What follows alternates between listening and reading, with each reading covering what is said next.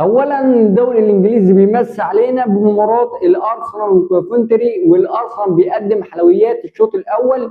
يا باشا بص، الناس دي جايه تخلص. شوف الجول بتاع كافي هيرتز، شوف الثاني بتاع ساكا، وشوف كمان الشوط الثاني اول ما بدا اوديجارد سمى وجاب الثالث. والارسنال بصراحه بقاله 3 مواسم بيقدم كوره بشكل جميل جدا، واعتقد ان هو خلاص هياخد مكان ليفربول على المنافسه على الدوري الانجليزي مع السيتي. وان شاء الله اتمنى ان اليونايتد كمان يبدا يرجع ويخش مع الارسنال والسيتي على المنافسه على بطوله الدوري الانجليزي.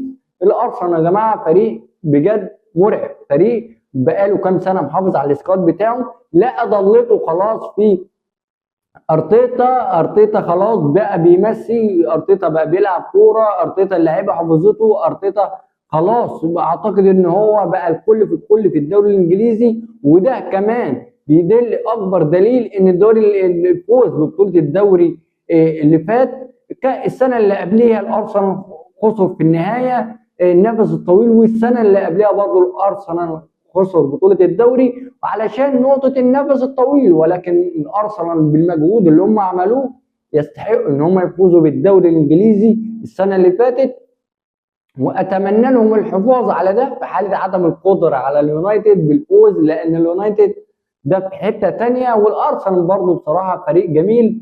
ولكن اتمنى بقى عقده السيتي دي تنتهي من الدوري الانجليزي، لانه خلاص فريق خد وقته بقى وخد خلاص بقى، عايزينه مش هينتهي. لا السيتي طبعا فريق ممتع ولذيذ وكل حاجه، ولكن خلاص عايزين بقى البطولات ترجع للاسياد، ترجع لليونايتد، ترجع للارسنال، ترجع للليفر، ترجع لكل الفرق الجميله دي. والدوري الانجليزي كمان سيظل فريق واحد هو طبعا اقوى واحسن دوري في العالم.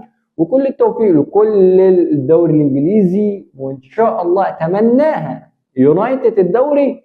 وبس حاسس ان الارسنال هيقدر يحافظ وهيقدر يستمر بالبطوله الدوري الانجليزي. مسك الختام، سلام.